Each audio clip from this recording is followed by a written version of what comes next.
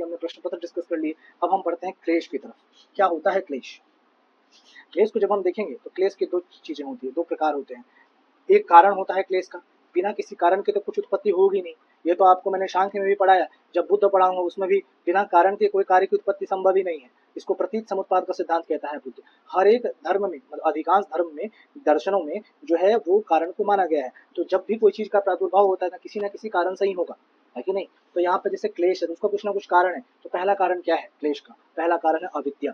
अविद्या का मतलब ये होता है कि हम जो है जो अनित्य वस्तु है उसको हम नित्य समझने लगते हैं। जो कि चेंजेबल वस्तु है, जिसका एक ना एक दिन अंत हो जाना है, उसको भी हम हमेशा के लिए नॉन चेंजेबल समझ के उसको अपना बनाने का प्रयास करते हैं। ये क्या है? अनित्य को हम नित्य समझते हैं। और जो असत्य वस्तु है, जिसका एक दिन खत्म हो जाना है, जिसका एक दिन पतन हो जाना है, उसको भी हम क्या समझते हैं भाई? उसको भी हम अपना समझने लग जाते हैं। तो ये जो है, जैसे कि ये मेरे माता है, ये मेरे पिता है, ये मेरा भाई है, ये मेरा रिश्तेदार है, आपको पता है कि ये एक दिन सारे रिश्ते, ये सारे नाते खत्म हो जाएंगे, एक दिन चले जाएंगे। लेकिन तब भी हम लोग क्या करते हैं? मोह में फंस करके, अज्ञानता में फंस करके, अविद्या में फंस करके, भावना में फंस करके उस अनित्य चीज को भी हम नित्य समझने लगते हैं, उस असत्य चीज को भी हम सत्य समझने लगते हैं। और ये सबसे ज्यादा कारण होता है क्लेश को पैदा करने का। क्योंकि जब आप ऐसा समझते हैं, वो आपके अंदर राग को पैदा करता है। किसको पैदा करता है? क्योंकि वो आपका कौन है? प्रेमिका है। वो आपका कौन है? माता है। वो आपका पिता है। वो आपका भाई है। और जब वो असत्य चीज है जिसको आप सत्य समझने लगे अपनी भावनाओं की वजह से, मोह की वजह से, वो उसके प्रति आपके मन में राग पैदा करेगा, प्रेम को पैदा करेगा, उसके प्रति आपके मन में अटैचमेंट पैदा करेगा, आसक्ति पैदा करेगा। और जब आसक्ति पैदा करेगा, किसी व्यक्ति से अगर आसक्ति हो जाए तो देखते हैं उसके लिए क्या क्या करते हैं। उसके लिए कुछ, उसकी जरा से भी आप बुराई नहीं सुन सकते हैं जिसके प्रति आपके मन में आसक्ति पैदा हो जाएगा। मतलब अगर आपकी माता के खिलाफ किसी ने कुछ बोल दिया, कैसे आप क्रुद्ध हो जाते हैं, मेरी माँ को कैसे तुमने बोल दिया, मेरी माँ को कैसे गाली दे दी, मेरे पिता के बारे में तुमने ऐसे अपशब्द क्यों बोल दिया। एक तो आपने पहले अविद्या के कारण जो अनित्य था, जो कि असत्य था, उसको आपने सत्य समझा। उस असत्य को सत्य समझने की वजह से आपके अंदर राग की उत्पत्ति हुई, प्रेम की उत्पत्ति हुई, आसक्ति की उत्पत्ति हुई। और उस आसक्ति की वजह से आप क्या कर रहे हो? आप पूरी दुनिया से लड़ रहे हो। आपके अंदर द्वेष का प्रादुर्भाव होगा। जैसे कि अभी आपको मान के चलिए, तो अभी तो बहुत सारी घटनाएं आपको देखने में मिलती ही होंगी कि मान के चलिए एक पत्नी है, एक पत्नी के लिए एक जो मतलब लड़का है अपनी माँ से लड़ गया कि मेरी पत्नी को तुमने ऐसा उल्टा बात कैसे बोल दिया। तो हम जरा से उसकी बुराई भी नहीं सुन सकते हैं। आज के समय में तो ऐसा हालत हो गया है। क्योंकि ये जो राग है ना कि तुम बड़े अच्छे लगते हो, कान का मैल हो गया हमारा। तारीफें सुनना हमें बहुत ज्यादा पसंद है। कोई बड़ा सुंदर सुंदर प्यारा प्यारा बात बोल दे आज के समय में कि यार आप बड़ा क्या अच्छा गाते हैं, अरे यार क्या अच्छा आपका बॉडी है, क्या आप देखने में सुंदर लगती है, और हम पागल हो जाते हैं उसके प्रति, वाह मेरी तारीफ हो रही है। तो ये जो राग है ना, ये राग भी क्लेश का कारण है। ये बाद में दुख की उत्पत्ति करेगा। ठीक है? किसी का प्रेमी है, मान के चलिए, एक और उदाहरण दे देता हूँ। मैं तो देखता हूँ देश दुनिया में उदाहरण। तो अभी मेरा एक मित्र था, वो किसी से प्रेम करता था, वो प्रेम में था, और उसकी प्रेमिका बाद में चल करके किसी और व्यक्ति के साथ चली गई। अब वो जो लड़का है मेरा मित्र, वो कह रहा है कि जिसके भी साथ वो गई है उसको मैं जीवित नहीं छोड़ूंगा, उसको मैं मार डालूंगा। तो ये जो है क्यों है कि राग है उसके प्रति, उसने उस असत्य वस्तु के प्रति मेरे मित्र ने आसक्ति पैदा कर ली। और जब वो असत्य वस्तु से दूर हुई तो अब राग के कारण वो क्या बेचैन है, उसके बारे में बुराई भी नहीं सुन सकता है। और जो उसको लेके गया है उसको जान से मारने तक की बात अपने मन में सोच रहा है। हालांकि ऐसा कभी करेगा नहीं, वो तो क्रोध उसका बोल रहा है, पर वास्तविकता में यही चीज सत्य है। तब ये राग आपके अंदर आएगा, फिर आपके अंदर आएगा द्वेष, जिससे हम घृणा करते हैं। जिससे हम घृणा करते हैं ना, हम उसकी अच्छी बात भी नहीं सुन सकते। राग में क्या होता है? जिससे हम प्रेम करते हैं उसके बारे में कोई खराब बात बोल दे तो उसे लड़ जाते हैं, कैसे खराब बात बोल दी। और द्वेष में क्या होता है कि अगर उस व्यक्ति के अंदर जिससे हम घृणा करते हैं, द्वेष करते हैं, जो मेरा शत्रु है, उसके अंदर कुछ अच्छे गुण भी है, अगर वो अच्छी बातें भी कर रहा है तो हम उसकी उस गुण को भी नहीं देखते हैं, हमें वो गुण भी नहीं देखते हैं, हम उसकी अच्छी बात भी सुनना पसंद नहीं करते हैं। ये जो द्वेष है ना, ये द्वेष के कारण होता है। किसी का लड़का मान के चले आईएएस वगैरह बन रहा है, और आप सोच रहे हैं कि मेरा लड़का तो बना नहीं, इसका लड़का कैसे बन गया, इसका बाप तो जो है वो चाय का दुकान खोल के बैठा है, इसका बेटा कैसे आईएएस बन गया। आज उसका इंटरव्यू है तो जाएगा, तो एक काम करो भाई, आज उसका इंटरव्यू है, जाके उसको कार से धक्का मार दो, उसका एक्सीडेंट करा दो कि आईएएस का इंटरव्यू ना दे पाए, है ना, तो ये आईएएस ना बन पाए। तो उसके मन में जो एक द्वेष का भाव है, वो ये सारे जो गलत कृत्य उससे करवा रहा है। अब तीसरे चौथे तरफ हम चलते हैं, द्वेष भी हो गया। अब हम चलते हैं अस्मिता की तरफ, अहंकार की तरफ। अहंकार का मतलब होता है मैं का मतलब होता है कि मैं बहुत बड़ा हूँ, मैं बहुत शक्तिशाली हूँ, मैं बहुत सुंदर हूँ। और ये सबसे बड़ा कारण है क्लेश का। जब यहाँ पर हम अपने आप को मैं समझने लगते हैं कि ये मेरा है, ये मैं हूँ, मैं ही मिनिस्ट्री हूँ, मैं ही सत्ता हूँ, मैं ही नेता हूँ, मैं ही पावर हूँ, मैं ही पॉलिटिक्स हूँ, मेरे से ही पूरा संसार चलता है। जब आपके अंदर ये अस्मिता, ये अहंकार का प्रादुर्भाव होता है तो यही क्लेश का कारण बनता है। एक व्यक्ति आईएएस है तो सड़क पे चल रहा है, किसी एक आम व्यक्ति ने उसे नमस्कार नहीं किया, तो भाई तुमने नमस्कार नहीं किया, अब तुम आओ मेरे पास, तुम्हारे ऊपर झूठा केस लगवा दूंगा मैं। ये जो अहंकार है कि मैं हूँ, मुझे नमस्कार कैसे नहीं, इसने कैसे नहीं किया, तो ये अहंकार जो आपके अंदर क्लेश की उत्पत्ति करेगा, क्लेश का कारण बनेगा।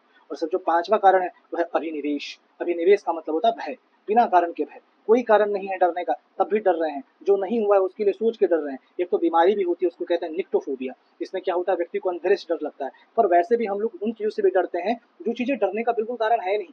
जैसे कि हम अपने भविष्य से डर रहे होते हैं कि हमारा ना जाने भविष्य में क्या होगा, हम आईएएस बनेंगे कि नहीं बनेंगे, हम अच्छा व्यापारी बनेंगे कि नहीं बनेंगे, हम अच्छा क्रिकेटर बनेंगे कि नहीं बनेंगे। मतलब हम हर चीज़ के पीछे डर के रहते हैं कि यार भविष्य में कहीं कुछ बुरा तो नहीं हो जाएगा। ये जो बिना कारण का भय है, जिस भविष्य को हमने देखा ही नहीं, जिस भविष्य को हमने जाना ही नहीं, उसके प्रति जो अपने मन में एक अज्ञात भय का निर्माण करते हैं, उसे अभिनिवेश कहते हैं। और जब आपके अंदर भय होगा, आप बिना मतलब का परेशान रहेंगे, बिना मतलब का उत्तेजित रहेंगे, पता नहीं क्या होगा, और वर्तमान में सही कर्म नहीं कर पाएंगे। तो ये जो अभिनिवेश है, ये भी क्लेश का कारण बनता है। और जब ये सारे क्लेश का कारण है, तो इसका उपाय क्या है, इससे कैसे बचना है, कैसे निकलना है, इसके उपाय क्या है? तो उपाय तो बहुत सारे योग ने दिए हैं, लेकिन उसमें जो मुख्य उपाय है क्लेश से निकलने के, बहुत सारे उपाय हैं, अष्टांग योग वगैरह भी है, लेकिन जो मुख्य उपाय है, पहला है मुदित।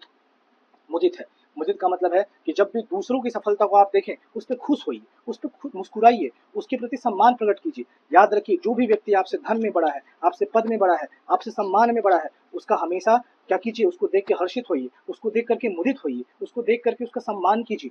मान के चलिए मैं हूँ, अगर मेरा किसी मित्र ने आईएएस क्लियर कर लिया, तो ऐसा नहीं मैं उसे देख के दुखी हो जाऊंगा, इसने कैसे क्लियर कर लिया, ये तो मेरे से कम पढ़ता था, ये तो मेरे से कम समय से यहाँ से तैयारी करता था, एक साल में कैसे बन गया। उसके प्रति द्वेष मत पालिए, उसको देख के मुदित होइए, आहा मेरा दोस्त है, कैसे निकाल लिया। अब मैं उससे जाकर के कुछ रूल्स लूंगा, उससे जाकर के स्ट्रेटजी उससे पूछूंगा, उससे जाकर तरीके पूछूंगा कि भाई कौन से रूल्स तुमने लगाए, कौन से तरीके तुमने ईजाद किए जिससे कि तुम आईएएस बन पाए, उससे मैं पूछूंगा। तो मैत्री करूंगा उससे जाकर के, मतलब जो मेरा मित्र है उससे और मैत्री बढ़ाऊंगा। या जो मेरा मित्र नहीं भी है और उसने अगर आईएएस क्लियर किया है, या बहुत बड़े पदों पर बैठा है, कोई बहुत बड़ा व्यापारी है, कुछ भी है, उससे जाकर मैं अच्छे लोगों की संगति जिसको कहते हैं, मैं उससे संगति बढ़ाऊंगा कि भाई मुझे बताओ, उसके लिए मुझे थोड़ा बहुत कुछ प्रयास भी करना पड़े, कुछ उसके लिए कुछ खर्च वर्च भी करना पड़े, थोड़ा बहुत खिलाना पिलाना भी पड़े, तो खिला पिला के भी उससे हम दोस्ती करेंगे। तो ये जो मैत्री है, ये मैत्री एक उपाय है।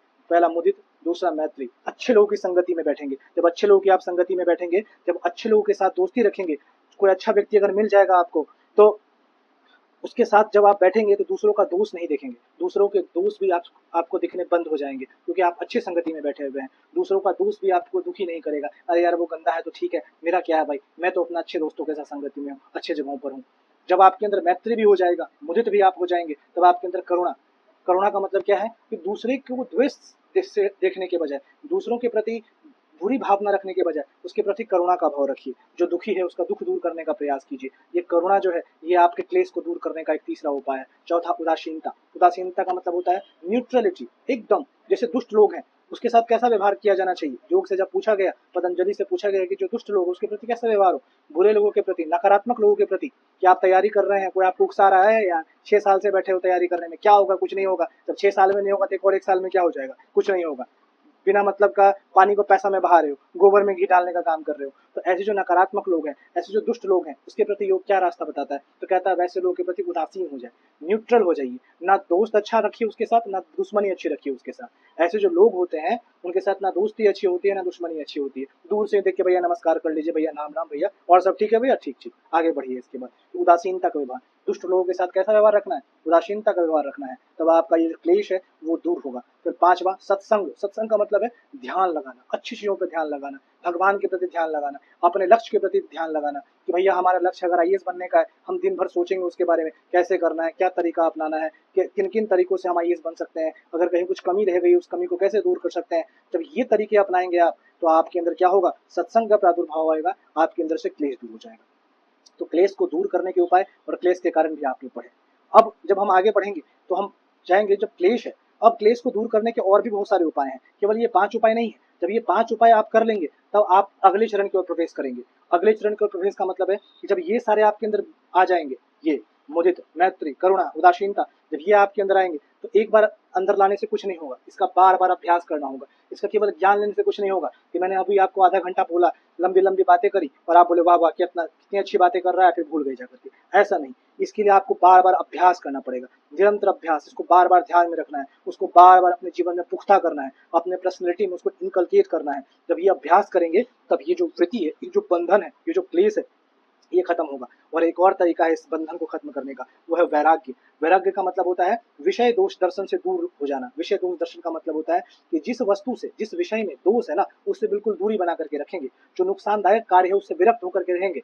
जैसे मान के चलिए मुझे डायबिटीज है और सामने रसगुल्ला दिख रहा है मुझे, तो ये नहीं भैया रसगुल्ला दिख रहा है, 4 लोग बैठ के वहाँ पे खा रहे तो हम भी कूद गए कि ये फ्री फंड का मिल रहा है तो छोड़ू कैसे इसको, नहीं। तो वो नहीं, काम नहीं करना है। अगर डायबिटीज है, अगर आपको पता है कि मेरे लिए नुकसानदायक है, उससे दूर रहना है। तो ये जो विषय दोष दर्शन है, इससे एकदम बिल्कुल दूरी बना के रखना है। जो शरीर हमारे जो भी चीज़ हमारे शरीर के लिए, हमारे मन के लिए, हमारे जीवन के लिए नुकसानदायक है, उस चीज़ से हम दूरी बना करके रखेंगे। तो ये विषय दोष दर्शन, और ये कब होगा? जब आप वैराग्य की स्थिति में पहुंचेंगे। विराग, डिटैचमेंट। ठीक है, मेरे को डायबिटीज है, मुझे नहीं खाना है, ये जो स्थिति है ना, डिटैचमेंट की स्थिति, विरक्ति की स्थिति। कुछ अच्छा हो रहा है, ठीक है, सफलता मिल गई है, बहुत अच्छी बात है, प्रीलिम्स निकाल दिया, मेंस लिख रहे हैं, बहुत अच्छी बात है। ये नहीं कि बैठ करके जो है पलंग पे 4 दिन से कूद रहे हैं कि भाई प्रीलिम्स निकल गया, मेंस अब लिख रहा हूँ, ऐसा भी नहीं करना है। ऐसा नहीं कि अगर मेंस फेल कर गए तो 4 दिन उसी पलंग के नीचे बैठ के रो रहे हैं, तो ऐसा भी नहीं करना है। तो बहुत ज्यादा ना खुश होना है किसी सफलताओं को लेकर के, और जब असफलता हुई तो बहुत निराश भी नहीं होना है। विषय दोष दर्शन, जो भी नुकसानदायक कार्य है उससे विरक्ति की जो प्रवृत्ति होती है, इससे आप बंधन से मुक्त हो जाएंगे। इसके अलावा और जो उपाय दिए गए हैं उसमें है क्रिया योग। क्रिया योग के तहत आप तप, स्वाध्याय, ईश्वर प्रणिधान, इसके बारे में सोचेंगे। क्या है ये तप, क्या है ये स्वाध्याय, क्या है ये ईश्वर प्रणिधान, इसके बारे में जरा जान लें तो ज्यादा अच्छा रहेगा। तब हम बढ़ते हैं किसकी तरफ? क्रिया योग की तरफ। क्रिया योग में क्या है? क्रिया योग में क्या है? इसमें जो है तप के प्रति, मतलब जिस भी कार्य को आप कर रहे हैं, जिस भी चीज की तरफ आप प्रवृत्त हैं, उसके लिए अगर आपको दुख भी सहना पड़ रहा है तो दुख सहन करने के अंदर अपने अंदर क्षमता डेवलप करनी चाहिए आपके अंदर। तो ये एक है। स्वाध्याय का मतलब है अच्छी अच्छी किताबों को पढ़िए, अच्छे अच्छे वेदों का अध्ययन करना है, अच्छी अच्छी किताबों का अध्ययन करना है। और तीसरा ईश्वर प्राणिधान, अपने ईश्वर के प्रति, अब एक ईश्वर के प्रति श्रद्धा रखनी है, ईश्वर के प्रति विश्वास रखना है कि हे ईश्वर, आप जो भी करेंगे अच्छा करेंगे। ये जब आपके अंदर 3 चीजें आएंगी तो आप जो है इस वृत्ति से, इस बंधन से छूटने का की तरफ आगे बढ़ जाएंगे। लेकिन सबसे बड़ी बात ये तो मैंने 3 ही बताया जो क्रिया योग के हिस्सा है, ये आम व्यक्तियों के लिए होता है, आम व्यक्ति द्वारा इसका पालन किया जाता है। इसके बारे में हम विस्तार से चर्चा अष्टांग योग में करेंगे। अब हम बढ़ते हैं अष्टांग योग की तरफ। क्या अष्टांग